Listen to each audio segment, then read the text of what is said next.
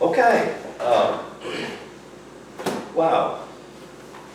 Several things I want you to see and to look at, but to start out with, and I want you to go with me to Galatians. This is something that I have been chewing on, mulling over and over for quite some time. Galatians chapter 4. Just to look at a verse, and or two verses maybe in this 4th chapter. Matter of fact, this chapter, Galatians chapter 4, the word son is used more in this chapter than in any other chapter or book in the New Testament. The Greek word huios. Now, of course, when you read this and you read the word son in this chapter, sometimes the word son is a small s, and sometimes the word son is a capital S. So we are automatically trained through religion, when we see a capital S, to think of someone in particular. Is that correct? Yes. And who would that be?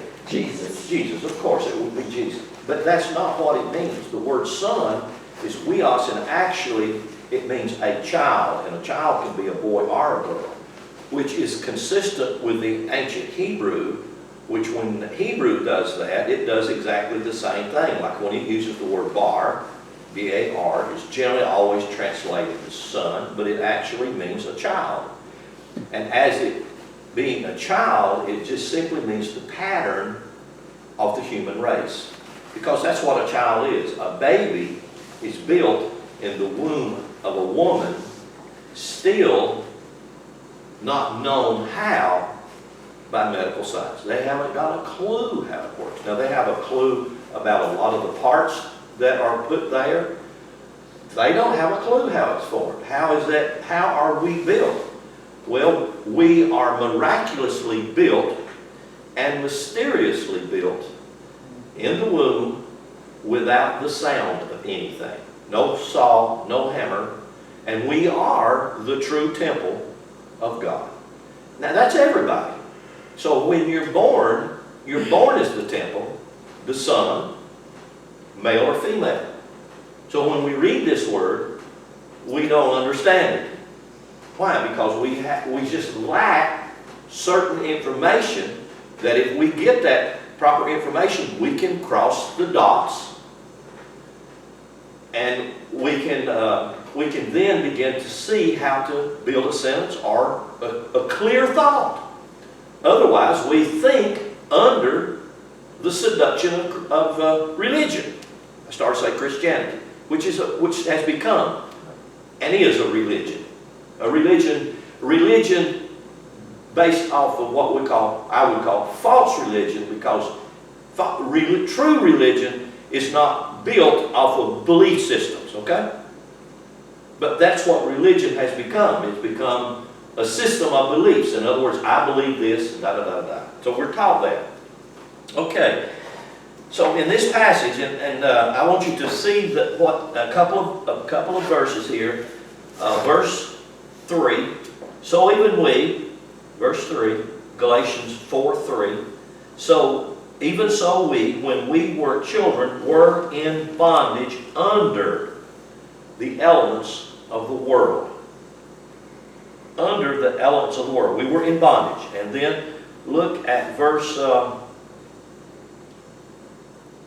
25. Come down to verse 25. This is talking about Abraham and Sarai and Hagar. And all of you are familiar with that, so I don't have to go into a lot of explaining that. Those are just Old Testament allegories. And he says that that's what they are. He said Abraham, the story of Abraham is an allegory. So that means it's not a history. So now you have to really think. That's the one thing that we have to learn to do, is think. We don't just come and not think. We have to learn to think. If Abraham is an allegory, not a history, then you have to look at the domino effect backwards. If Abraham is an allegory and he's not a history, then he's not historically the lineage of Moses, or of the lineage of Noah, or the lineage of Adam and Eve. You have to think about that.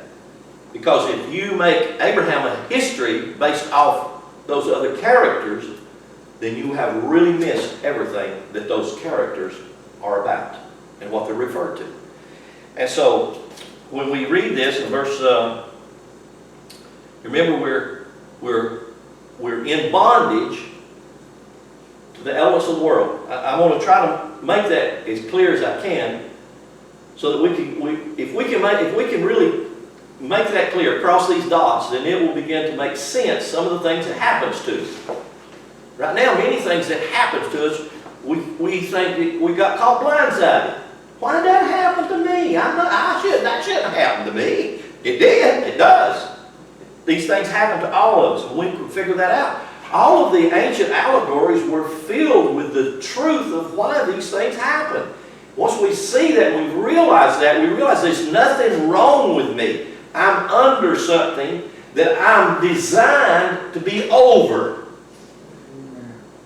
And that's the difference. I'm designed to be over it, but here I am under it. I'm designed to be over the weight of depression, but here I'm under it. I'm designed to be over stress, but here I'm under it. And when we can see that, and we can begin to cross the dots of the things that are true, then we can begin to change our position from under to over. And everybody would rather be over instead of under, right? And you'd rather be on top of your car instead of under your car. Makes sense to me. So watch this right here. Verse 24, which things are an allegory, for these are the two covenants, one from Mount Sinai, which it genders to bondage, one from Mount Sinai, which genders to what? Bondage. Bondage is being under the elements, being under Mount Sinai. Well, I asked the question, it's not complicated. What happened on Mount Sinai? And then I say, especially to my generation, all of y'all went to the drive-in and saw the Ten Commandments, didn't you? Well, of course, everybody did. So, what happened on Mount Sinai? What was the key thing that happened on Mount Sinai? Do y'all remember? Moses and the Ten Commandments, right? God with his finger of lightning, thou shalt not, thou shalt not. And what does it say right here? He said, if you live that way, under thou shalt not, look what he says it is. Verse 24, which things are an allegory? These are the two covenants. One is from Mount Sinai, which does what? What does it say? It brings bondage. Brings you under slavery. I don't know if that gets you with it. It brings you under slavery. What is that? If you try to do the thou shalt not, you're going to become a slave to that and under the bondage of that. That will be a weight upon you. It can't be done. It's not intended to be done. Okay. Those things are intended to be worked out within the body, not by you doing something with your body. Okay. Which things are an allegory? For these are the two covenants. And these two covenants is not an Old Testament covenant and a New Testament covenant. I know that's new to just about the ear of everybody, but there are no Old Testament covenant and New Testament covenant. Old Testament and the New Testament is the compilation of this book we call the Bible. There was no Old Testament and New Testament. You had scrolls that were Hebrew scrolls that were mixed with Hindu scrolls and that were mixed with Greek writings.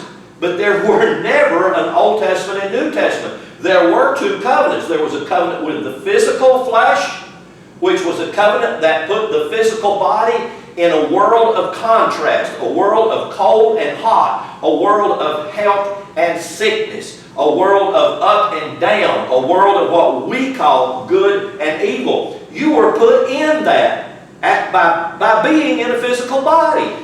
You are an eternal creature, spirit/soul, that's in a physical body that's under bondage. But your spirit soul has to agree to come into this physical body, or the physical body don't have life. It's just a cadaver. And being a cadaver, it can have all of the organs that you got and have not 1 ounce of life in you.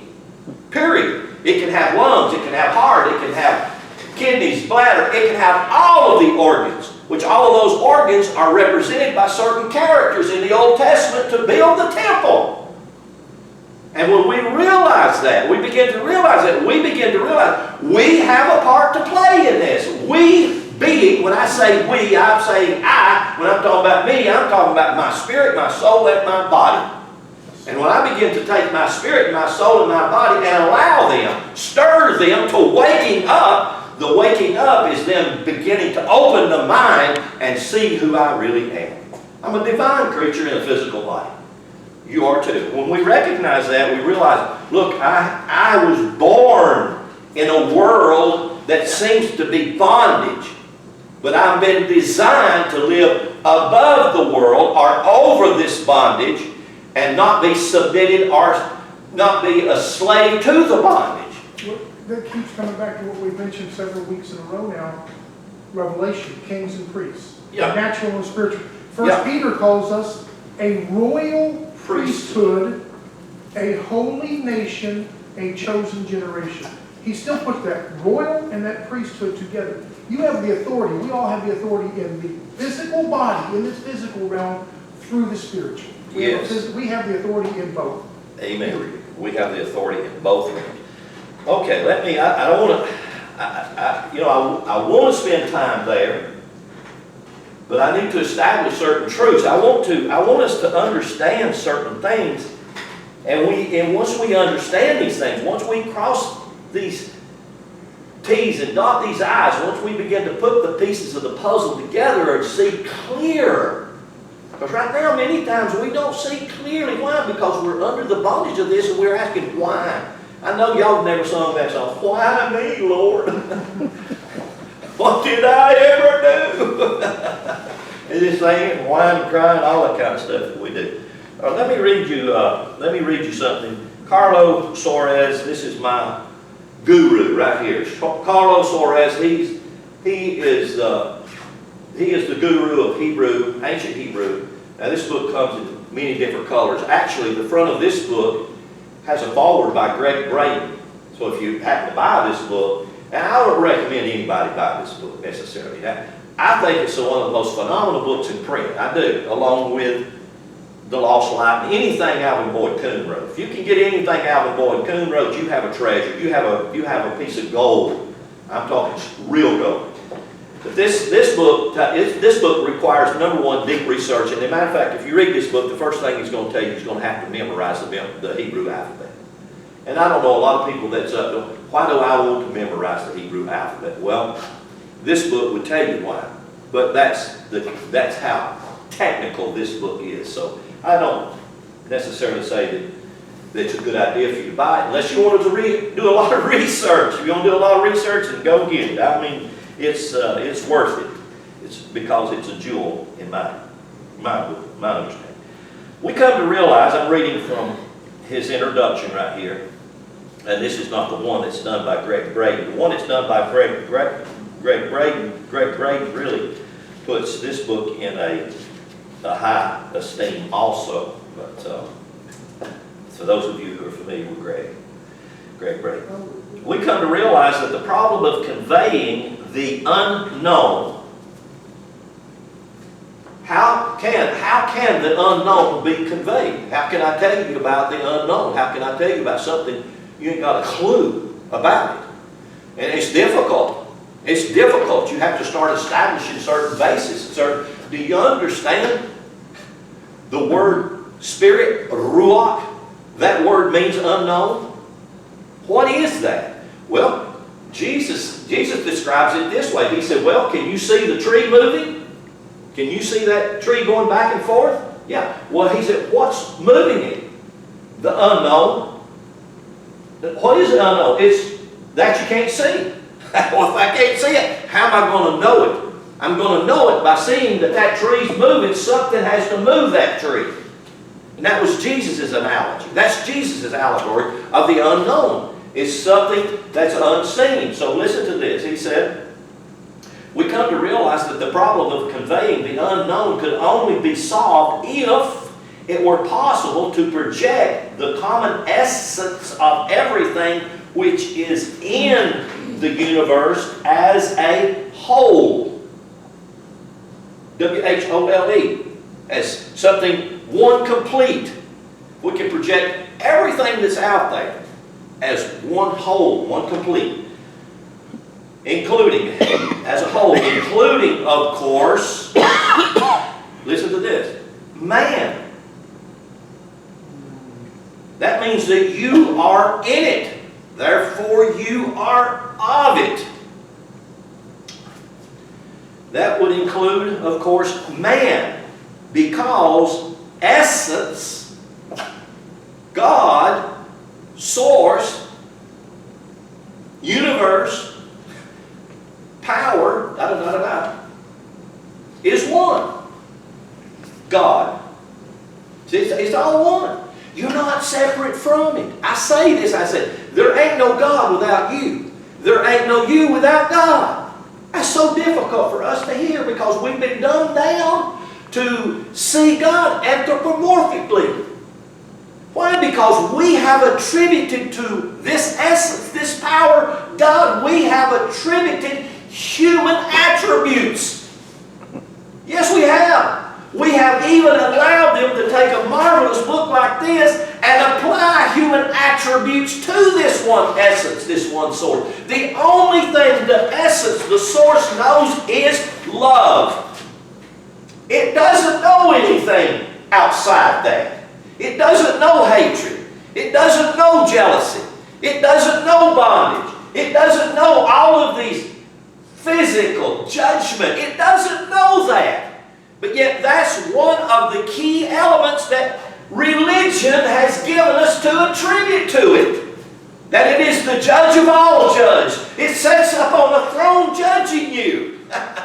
We're taught that. We believe that. That's the worst thing. We believe that.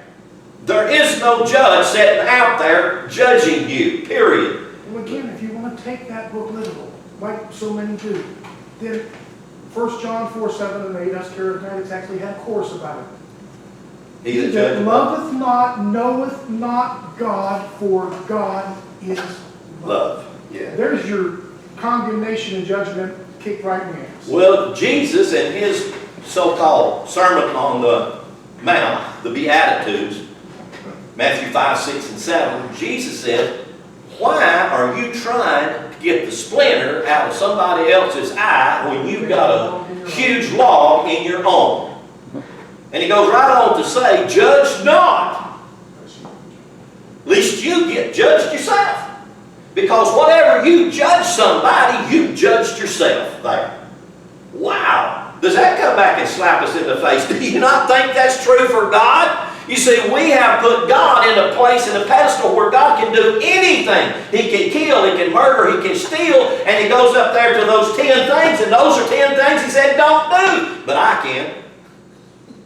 Now, is that not the epitome of stupidity for us to believe that God can do it, but we can't? That's like I remember telling my daddy, well, you smoke. Why are you going to give me a whipping for me sneaking and smoking? Hello? What's good for the, what does it say? Good for the goose. Good for the goose. Okay, wow. Okay, let me read on here. Let me see if I can get on past this. Everything's a part of the one. That's the meaning that he's saying. But he said, how are we going to explain this one? Because it's unknown. That's what this book is about. That's what the Hebrew language is about. That's what Kabbalah is about. It's about explaining the unexplainable. It's about telling how to know the unknown. That's what Jesus meant when He said in John 8, you shall know the truth, and then you'll be set free. You'll be free. You'll be made free. The essence, that essence in man is, according to Kabbalistic postulates, a movement both inner and outer, which builds structures and destroys them unceasingly. It's sort of like the Hindu concept of birth, life, and death.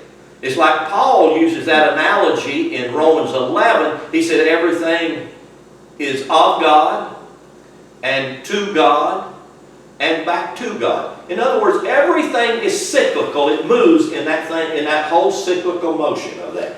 And then I wrote a note here in on this page.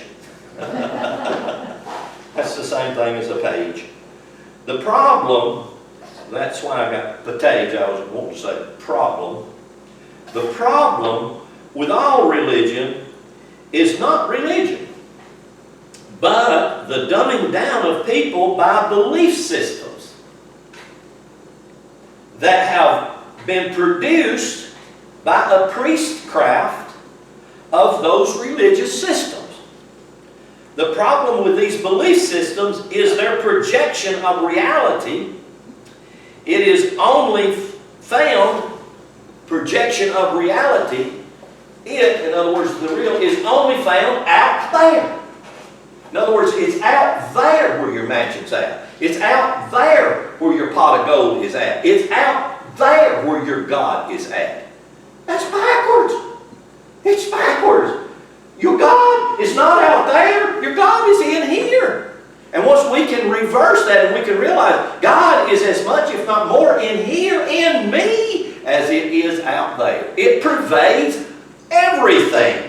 It makes everything one. That includes mankind. That's the problem. That's one of the problems that we have with religion. One of them. In other words, now hear this. Heaven is out there. God is out there. Source is out there. Essence, Spirit, and so forth. It's all out there.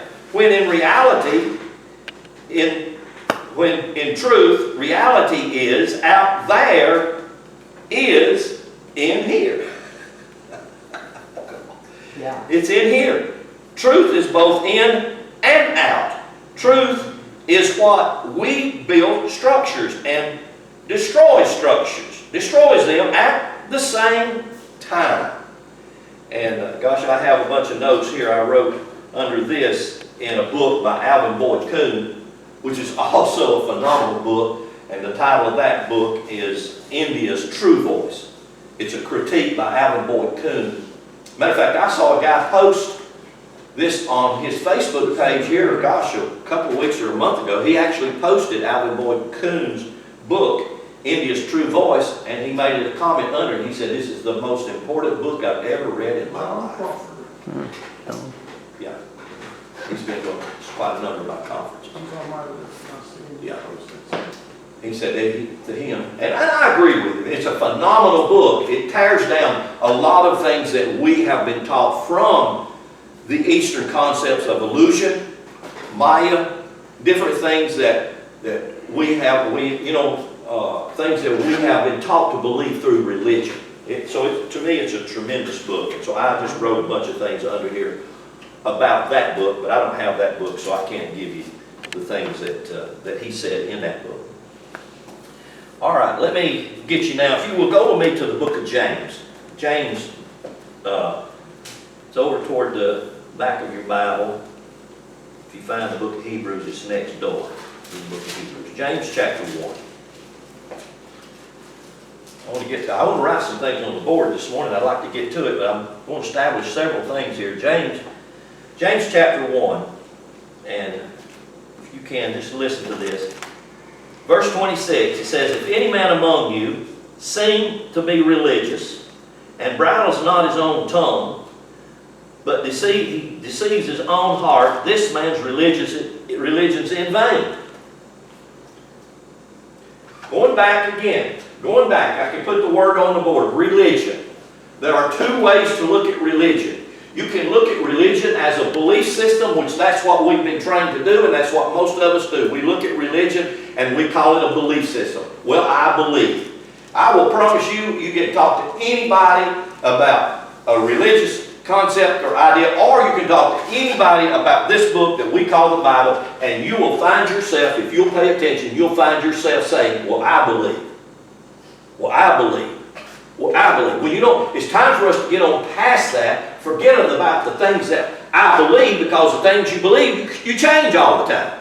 That's the way a belief system is. It constantly changes. But when you come to a place where you say, well, I know.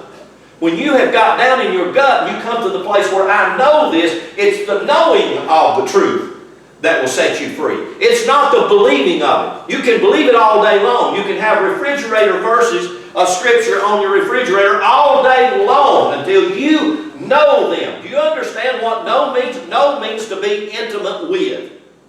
Knowing is what a man and a woman does when they create a child. They become very intimate.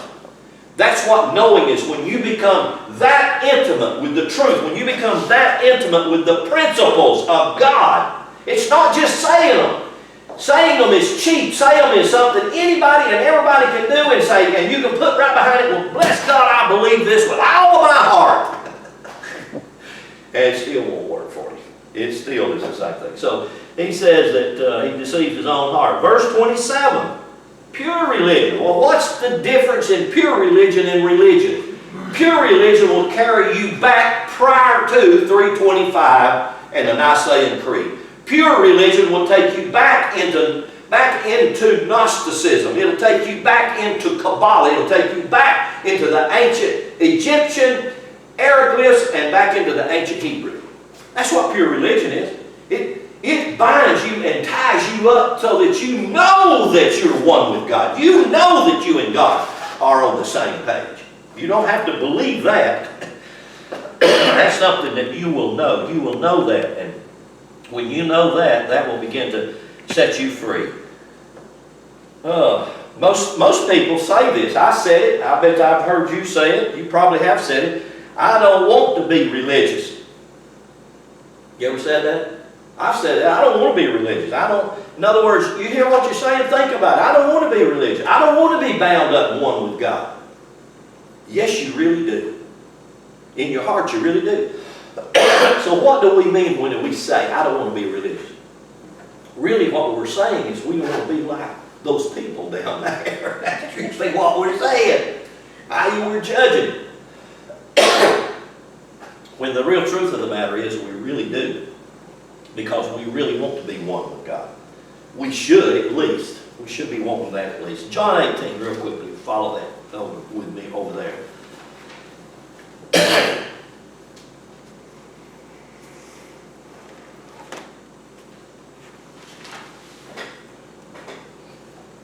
John chapter 18, look at verse 38. Pilate said to Jesus, what is truth? That's a good question. I like that. What is truth? John chapter 8, just go back over 10 chapters to John chapter 8. And verse 32. John chapter 8, verse 32. Pilate said to Jesus, what is truth? Jesus said, John 8:32, and you shall know. That word know is gnosko. I've said that many, many times. It's gnosko from the Greek. And that word from the Greek means something that is intuitive, something that's within you, something that's of your gut, something that's deep, something that you have. It's not something you've been taught to believe. You shall know the truth, and the truth will make you free. That's what the truth is designed to be. The truth is designed to be that makes you free. All right, then. Now I want you to go with me to the book of Proverbs, chapter 8. The book of Proverbs, chapter 8. And I want to put several things on the board right here.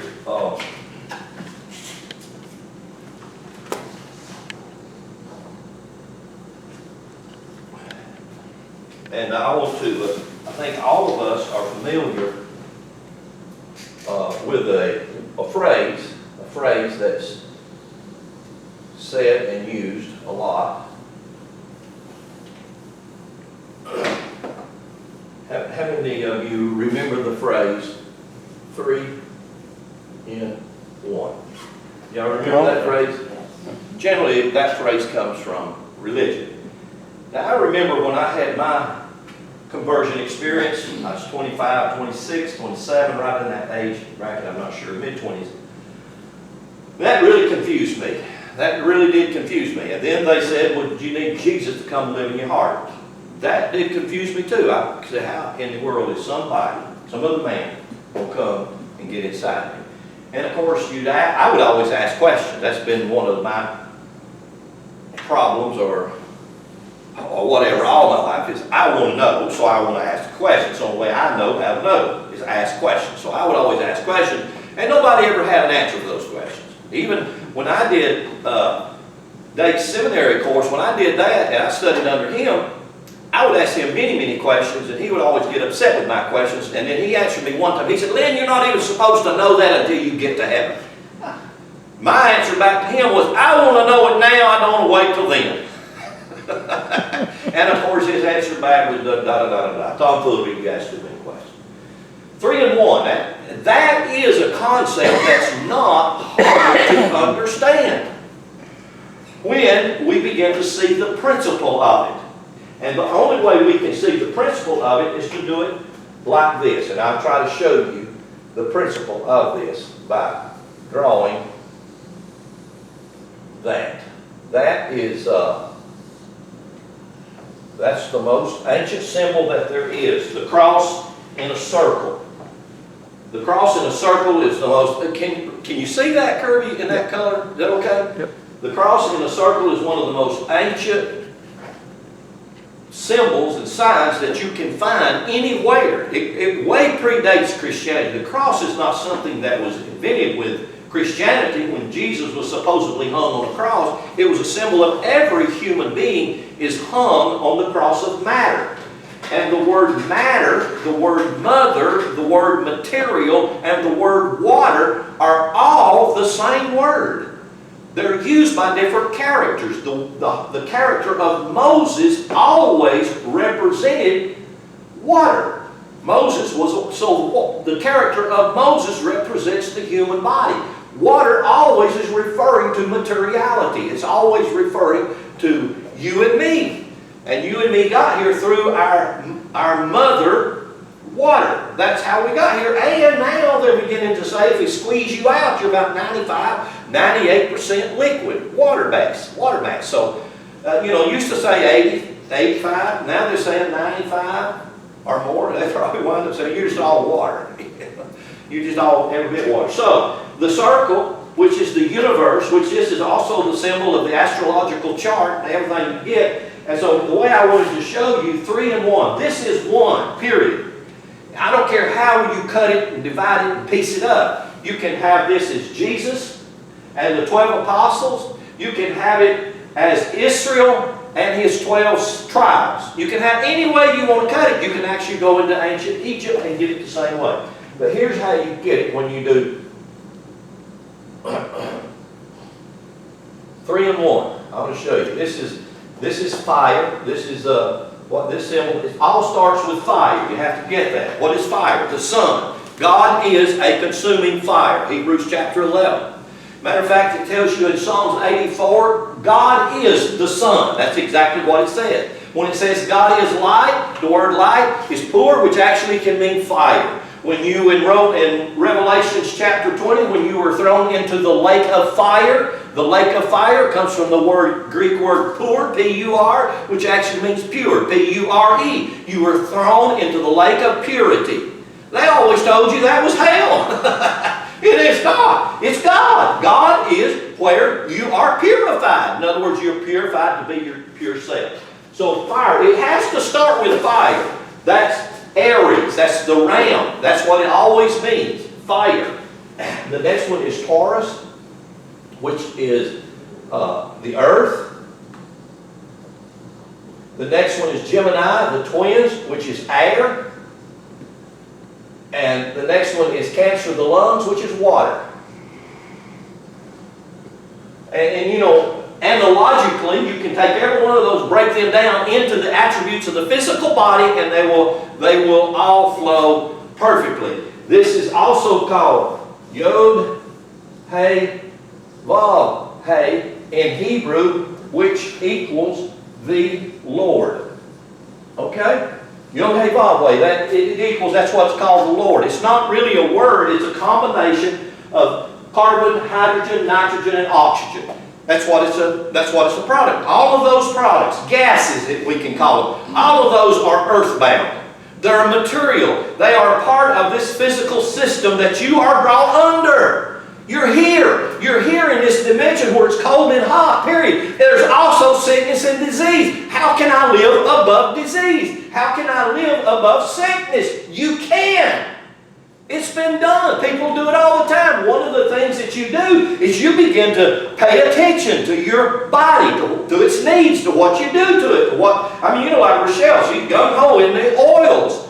Different people gung-ho in different things. Those things are beginning to rise again in the earth. I mean, you know, the CBD oil, the hemp oil, all of this stuff is beginning to... These are things that God gave us the urge for what? Our health and our well-being. Why? Because He put us in a dimension where we're under bondage. He put us in this dimension where we're designed to be above it, but we live most of our life under it. If we were to segment ourselves one at a time, put ourselves in a closet, we got honest with ourselves in the closet, we began to talk to ourselves about all of the things that's going on in our life, we could begin to say, wow, the reason this is going on is because of this. The reason this is going on is because of this. Do you want to change it? Yes, I want to change it. Can you change it? No. Why can't you change it? I tried. It just didn't work out. You may tell me why you change it, why you won't change it? Because you don't want to. That's the bottom line. Because for some reason you get gratification out of it. For some reason it serves you, you think. So we live that way. We live under bondage.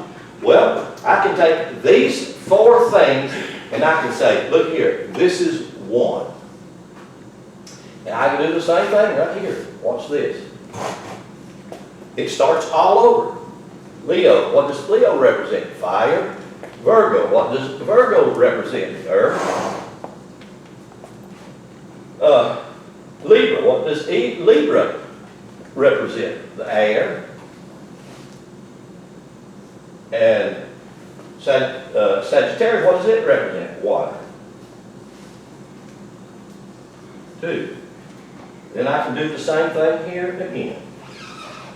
And it's the same thing over again. There's 3 segments of 4 that gives you 12. The 12 astrological wheels, the 12 apostles, the 12 tribes, etc., etc., etc. The 12 divisions of the Lord, or the 3 divisions of the Lord, or the 3 in 1. All 3 of these divisions is in this one whole. And they make up a part of who you are. And so that's how this tree, this is called the tree of life. The tree of life in Kabbalah. Starts out with this. This is the keter. This is the crown. This is what we would call God, the Father. It goes to Bina. To Chokma. Goes from keter to Chokma. Chokma is the spirit, or in the natural world it refers to the male.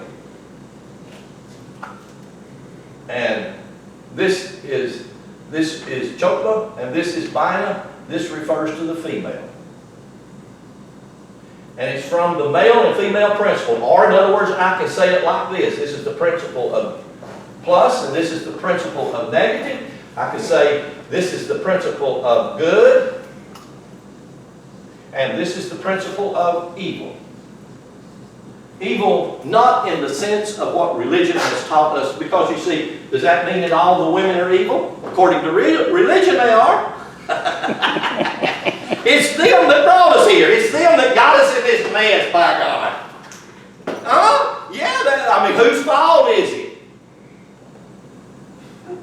There's a passage of Scripture I'll show you next week in the book of Revelations that will totally debunk Genesis chapter 6 if you look at it historically and if you look at it literally. Genesis chapter 6, God creates this guy, or this guy comes on the scene, and God said He found grace in the sight of Noah because Noah walked with God. That's exactly how it says it. In other words, Noah was upright. He was a good man. He walked with God. And yet there's a place over here in Romans that Paul says that everybody hadn't sinned according to the sin of Adam and Eve. That's what Paul said. He said, in other words, everybody didn't miss the mark. But you know what God said? I'm going to kill them all. I'm going to destroy everybody. And then you have to ask, you going to kill the animals too? What did they do? I mean, why are you going to kill all the animals? They didn't do anything. Y'all look at me like, oh God. Why are you God? You see, God's mad now. God got mad. Why did God get mad? God got mad. Listen, God got mad because He didn't know what in the world y'all was going to do. And so then when the woman started having sex with these angels, that really made God mad. And God said, wait a minute, I didn't design it. It wasn't supposed to work out that way because they go to having sex, now they got giants in the land. See, they don't any of that make sense. Why? Because it's not literal. It's not historical. It didn't happen. When we start looking at it in Hebrew, we're like, whoa, it's something going on inside me. Have I got any giants in me? Yes. Some big ones. You better look at them. Because some of them you say you want to and you really don't want to. Why? Because it seems too big to tackle. You tried to tackle it before and it just whooped you good, didn't it? Hello. Yeah, I did. Looking in the mirror, I'm talking to y'all. I'm talking to me. Well, I'm going to be a David. There's a David somewhere inside me. There's a warrior inside me that's got a smooth, slick river rock. You remember Brother Dave Garner? His smooth, slick. Y'all don't remember Brother Dave Garner? Brother Dave Garner, he had, what was his name? He rode his motorcycle and he put his girlfriend on the back of it. What was her name? And they going down the road and she got cold. And he said, well, I can fix that up. So he took his coat on and he put it on her backwards and zipped it up, put her on the back, and they went up this mountain and he just zooing and going around the curve, and somebody comes on his side and he runs off the road and had her crash and her wreck. And he said, well, Susie was fine until somebody turned her neck around backwards. That's a joke. Brother Dave going, it's real funny. Everybody laughs. Oh, anyway, I hope I don't have to explain that. Well, you see, out of fire, out of God naturally produces positive and negative. That positive and negative, good and evil, you're brought under it. You're not designed to live under it, you're designed to live above it.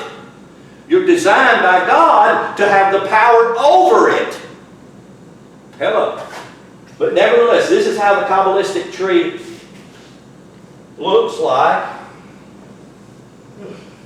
That unfolds into this. This unfolds into this. And this grounds you. And this has got 1, 2, 3, 4, 5, 6, 7, 8, 9. I got one too many down here. I've got my stick man. That's 2. Here we go. I'm sorry. 1, 2, 3, 4, 5, 6, 7, 8, 9, 10. You have 10. These are called sephirots in Kabbalah. 10 sephirots. These are physical things that you can attribute to the physicality of this world. There are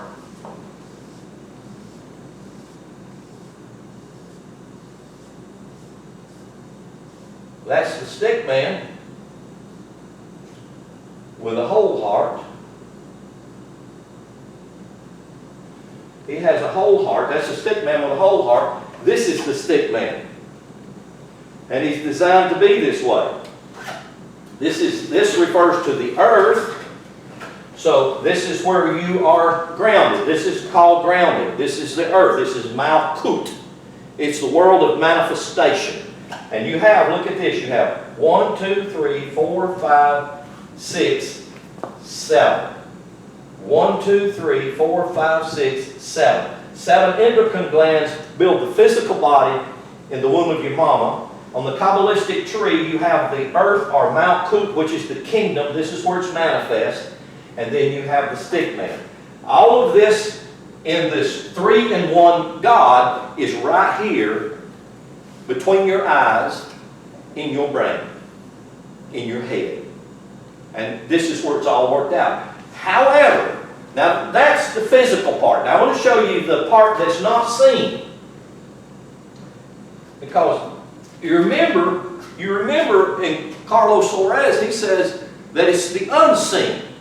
to where all of this essence is made manifest in the seed world. So let me show you something right here. This is also a Sephiroth right here, but it's not seen. So therefore it's not ever displayed, but it's there. And in Hebrew, this one is called D-A-A-T-H, De'at.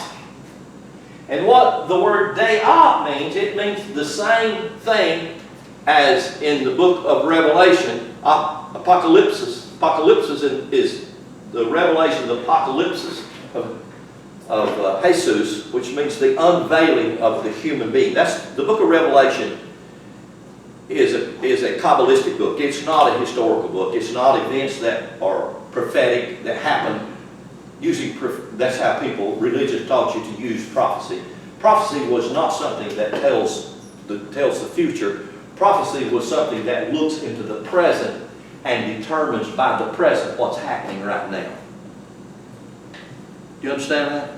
In other words, you can look at everything going on right now and you can come up with an analysis of what's going on right now. That's what prophecy. Prophecy don't have anything to do with foretelling the future. That's what they told us in religion. Prophecy was a foretell. So everybody's always wanting to tell you what's going to happen tomorrow.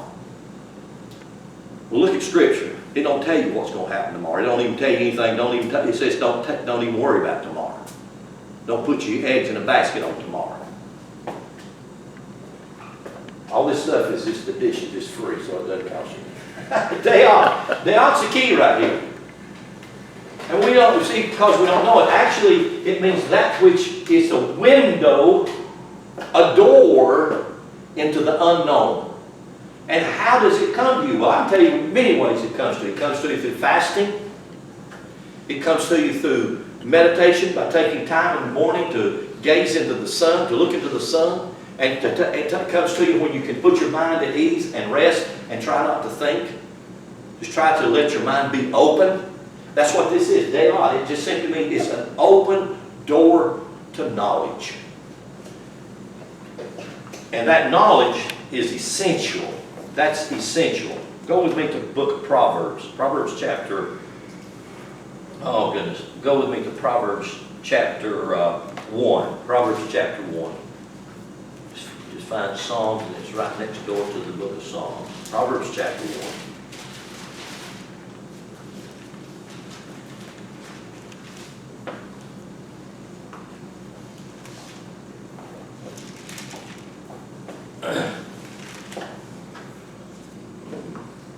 Everybody find that? Proverbs chapter 1. Look at verse, let's start with verse 7. The fear of the Lord. And you know, they shouldn't have put that, fear, because people will be afraid of God. They should have just put respect. The reverence. To respect, to reverence something. You're not afraid of something you respect or you revere, are you? No, you're not. You're not. If you respect it, you revere it, you're not afraid of it. Like if we understood a lion, everybody, oh, we're afraid of it. No, if we understood a lion, we would respect it. We would realize I need to give him his distance. I don't have to be afraid. He's good over there, and I'm good over here. So we need to, and there's things that we need to respect. Well, if we could understand, there should be a respect in the good and evil that we are brought under, that we're placed in a world of this dimension of cold and hot, sickness and health. We're placed here. But we have to learn. We have to awaken the most vital principle that's in us. The most vital principle that's in us is your soul/spirit. The only reason that we should come together, and we should come together, but the only reason we should come together is to gain knowledge. That's what De'at means. To gain knowledge is to begin to know the unknown. And when we begin to know the unknown and we get knowledge, then we begin to be the master of our ship. And we can control it in the midst of storm. Because storms come. Period. They're promised to come. They're guaranteed to come. So verse 7, the respect of the Lord is the beginning of knowledge. That word knowledge is deot. But fools despise wisdom and understanding. Because you see, if you get deot, you get knowledge. What you gain from knowledge is wisdom and understanding. Wisdom is chokma, which is masculine. Understanding is mother, feminine, which is bina. And if you will look at that, that carries over into the characteristics of a man and a woman. Generally, a man should have wisdom, and generally, always, a woman does have understanding. Most all the time, the woman, the mother, will understand her children way before the daddy will. I can't figure them out, bless God. Why? Because he's always thinking from one side of his brain. He doesn't think from the other side. And our society teaches us that. Religion trains us that. Most men don't have a clue how to think from the feminine side and understand the situation. Well, deot, that's what that means. Look at chapter 2 and verse 5. Then you shall understand the respect of the Lord and find the knowledge of God. Deot, there it is, the knowledge of God. Look at same chapter, chapter 2, look at verse 10.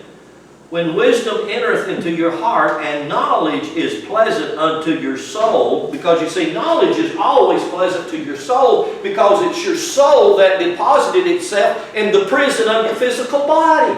So your physical body actually becomes the tomb, T-O-M-B, the tomb of the spirit and the soul, because the soul and spirit yielded itself to come into the physical body. In other words, it surrendered itself to your physical body, still having all power available in it. Can you hear that? In other words, all power is available within you if you and I will learn how to tap into it and wake up. And how do you do it? You do it through your spirit and your soul. And it's your spirit and your soul that's eternal, and they long to be free from the prison of the physical body so they can enjoy the other extremes of the natural world. Right now, they're only enjoying the extremes of the addictions of the world that we put on them. So, verse 10, when wisdom entereth into your heart, and knowledge is pleasant unto your soul, discretion shall preserve thee, and understanding shall keep you. Hallelujah. So that's what happens when we gain knowledge. Knowledge is one of the key things. With everything that you get knowledge. That's the main thing. We can get knowledge. That's what we are on a quest here for. That's what my life is based on. Knowledge. I want to know. I want to know so that I can free myself from the bondage I'm under, but I want to know so that I can teach my children how to be free from bondage, how to be free from the things. He wants to be free too. How to be free from the elements of the world. Do you understand when it's really cold outside and the temperature's down in the 20s and the teens here? Do you understand the way to be free from that cold is to go in the house where it's warm, or to put you on a coat and clothe yourself if you're going to be out there? But to go out there and to be dressed in your short pants and your short sleeve shirts in the wintertime, that's not real smart. People do it, we do it all the time, but it's not necessarily smart. You can, you know what, you can put yourself under the bondage of certain elements that you don't have to be. I mean, that's just things that we can do. There are many things that we can do. I wanted to read you something here from this book that we've talked about earlier, The Lost Light. I write in these books. I write as much in these books. I mean, I write as much in them as he writes in them, because they provoke me. They stir me to think, because my heart's quest is to find the truth, number one, so that I can be set free myself. But number two, and I think I live more for this purpose, I want to stay young and vital as long as I can for this purpose. More than anything, I want to see my 3 daughters and my 10 grandbabies and my future great-grandbabies, I want them to know this truth. And I want them to see that their papa knew it. And that he had something that would really help them live their life in a better way. Because I've lived under the bondages of this world, not blaming it on anybody. It ain't nobody's fault. See, nobody did anything wrong. We have to go back to that religious thing we're trying to get free from that said she did it wrong. She brought it all down on us. We were supermen, superwomen. We were designed, we're just going to live forever. That's not true. That's a story they told you. No, you were designed to live in this world cyclically. Now, I will admit, you're designed to live in this world in health and strength and vigor. Maybe for several hundred years or longer. But nevertheless, you're designed to live in this cyclical place so that you can live and finally say, look, I've run my course. I've finished my race. I'm ready to lay this body down. I'm ready to take off this suit and go get me another one. I ain't there yet. I don't want to be there for a long time. I want to see my family. And that includes y'all, my family. That's not just the progeny that I have from my children and grandchildren, etc., etc. That's the people that God has put me in contact with. If I'm to be a teacher, I don't want to just put stuff on the board. I want to be a living example of that. I want to be something that's a witness to that. And so, these people, I do read quite a bit. Maybe I'm addicted to it. I like it. I love it. I want me some more of it.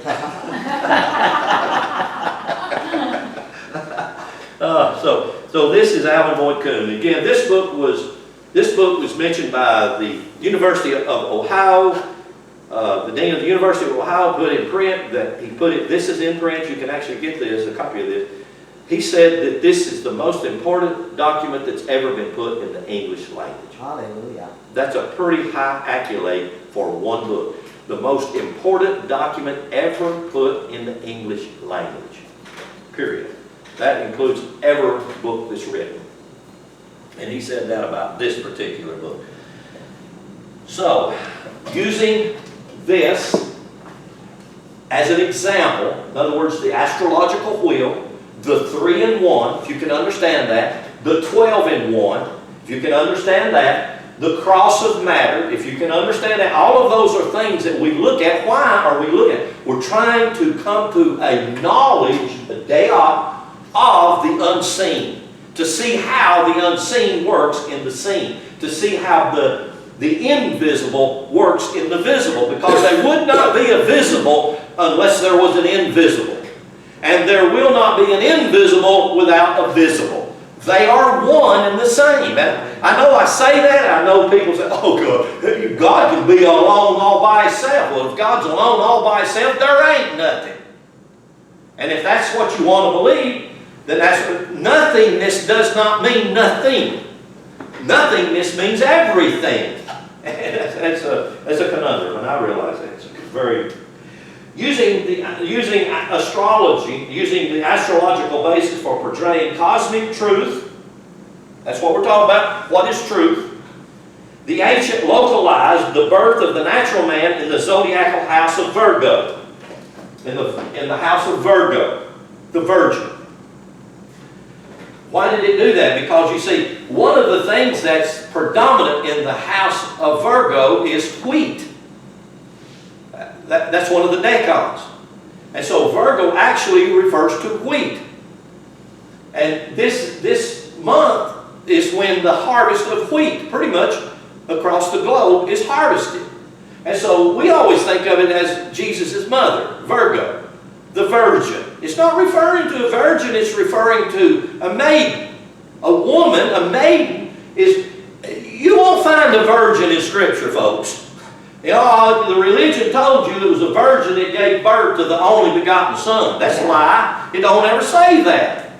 Even the story, they draw that story from the book of Isaiah, and there's not a virgin ever listed in the book of Isaiah. It's referred to as a maiden. The Hebrew and the Greek both call it a maiden. Why is it talking about a maiden? A maiden is a woman that gives birth to a child. She could have already had a dozen children, and she's still called a maiden. Why? Because she can give birth to children. I don't even know why I told you all that. But there ain't no virgin. And there ain't no only begotten son. There is a maiden. That's a part of this astrological motif.